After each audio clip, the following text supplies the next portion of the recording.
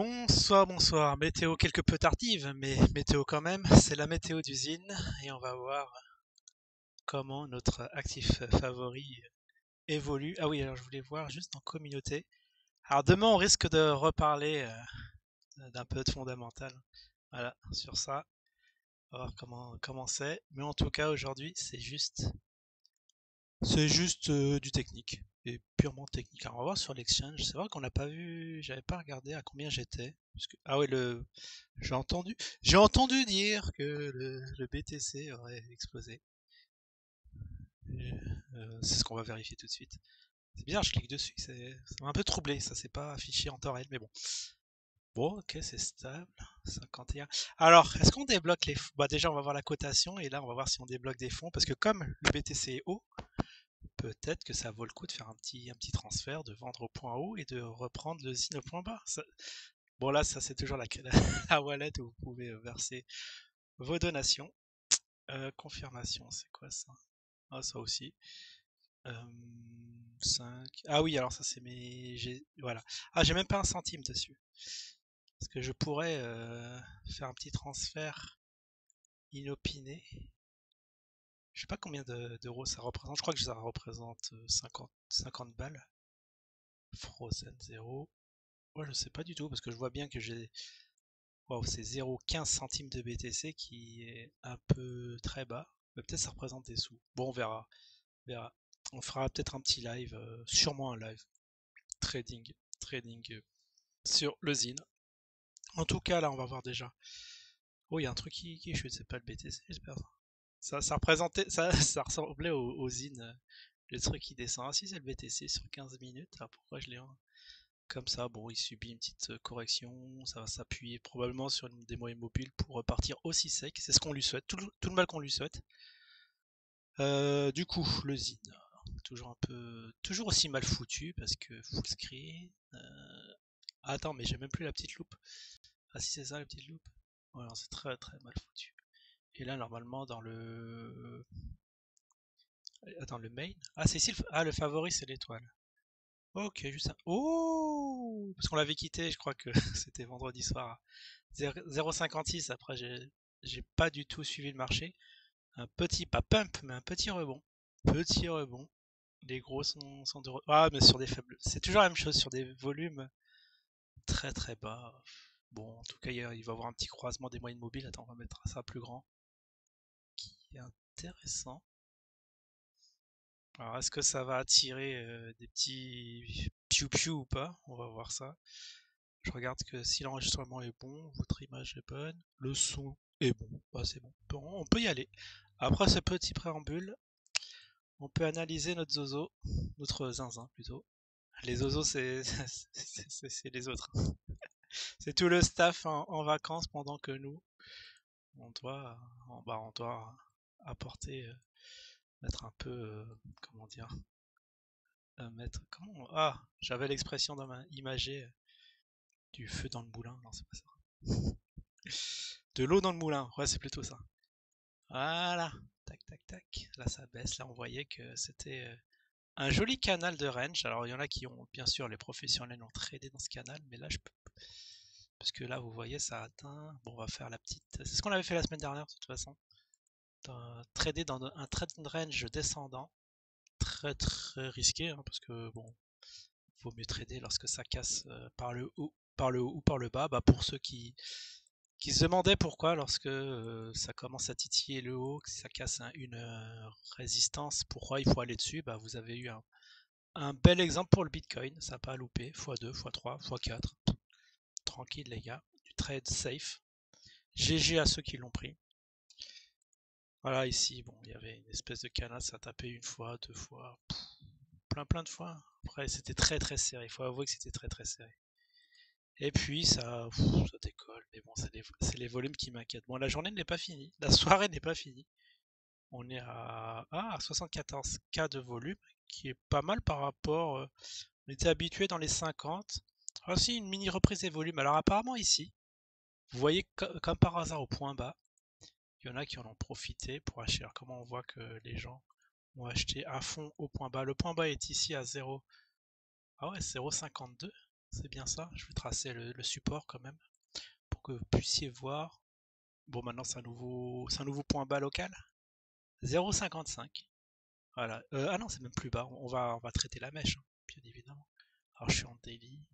Peut-être que je vais me mettre en hour après pour être plus précis. 0,46.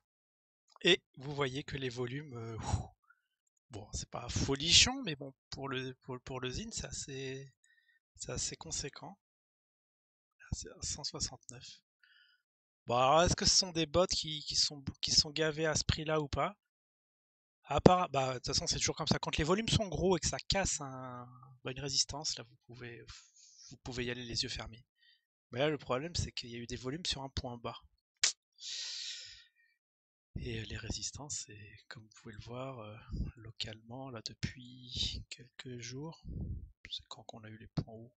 On attend les deux. Il faut que ça casse les deux au moins pour mettre un pied là-dedans. Ah, là, il faut rebouffer toutes ces résistances là, toutes ces bougies rouges là qui descendent. Il faut bouffer tout ça pour vraiment y aller sereinement. Mais moi, je traite pas les ranges. Un peu trop risqué. Bon, ok, bon. Ça va, ça fait plaisir que, bon, de toute façon, ça va pas enfoncer en ligne droite par le bas, parce que sinon les shorters, voilà, vous shortez, vous faites des sous. Ce serait beaucoup trop facile, hein. Je rappelle, hein, le but du trading, c'est de planter le maximum de gens. D'accord. Ah ouais, parce que c'est bizarre, parce que là, le BTC monte et lui, il monte.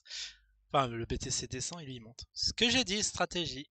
On est parti du BTC pour mettre dans le zine. Non, on rigole, mais c'est marrant de voir qu'il y a une corrélation. C'est pas cause à effet, il y a une corrélation entre les deux événements. Alors là, je suis quoi? Je suis en daily. Alors, on va voir en heure, parce qu'en heure, c'est marrant toujours de voir. On avait vu, je crois, la semaine dernière. C'est vraiment au millimètre près, faut vraiment suivre le truc. Ah, vous voyez le 0,46. Ah, fallait être là en week-end. Là, j'ai des week-ends de repos en ce moment. Du coup, bon, suivre 7 jours sur 7, 24-24, il n'y a que l'équipe d'usine qui peut faire ça, hein, qui travaille autant. Moi, personnellement, je peux pas. Faut des jours de off quand même.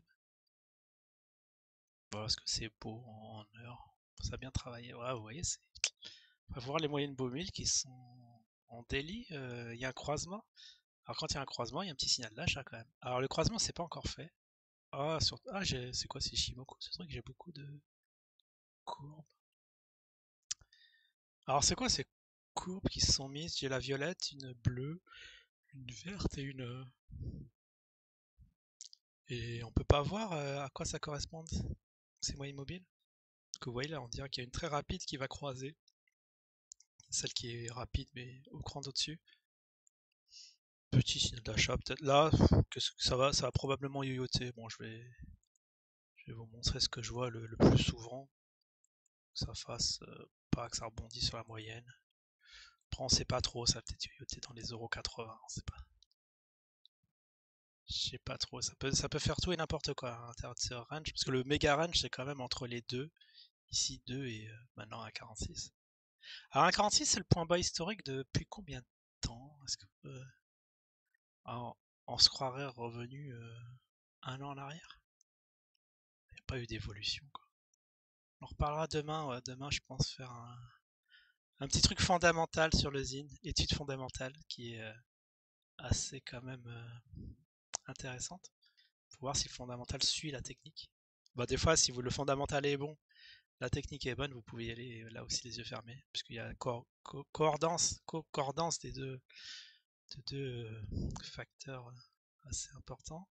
Et inversement, si le fondamental va mal, la courbe qui va mal, là vous pouvez shorter. Là vous pouvez dire c'est bon. Là on sait pas. Là bon, on a eu un petit rebond technique. Ça c'est vraiment un petit rebond technique.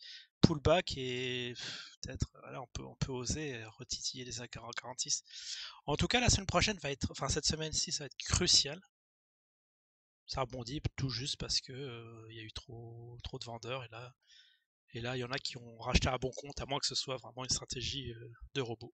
Ça je peux pas vous dire, je laisse la parole aux experts. Je vais essayer de gratter des infos ici et là. Puis voilà, bon rien d'extraordinaire. Bon, s'il y en a qui sont contents que c'est fait je sais pas combien de pourcents, waouh ça fait du x2 du 100%. Ouais, il y en a qui ont fait du x2 de 0,46 à 0,90. Si on s'est chopé la mèche. Voilà, c'est plus 100%, mais oui, mais bon. 0,8 quand on est en dessous des 1 euro, quoi. Des 1 dollar même. C'est catastrophique. C'est catastrophique. Bon, bah voilà. Bon, moi je suis toujours en attente. Peut-être qu'on va se faire une séance de trading prochainement, je sais pas quand. En live.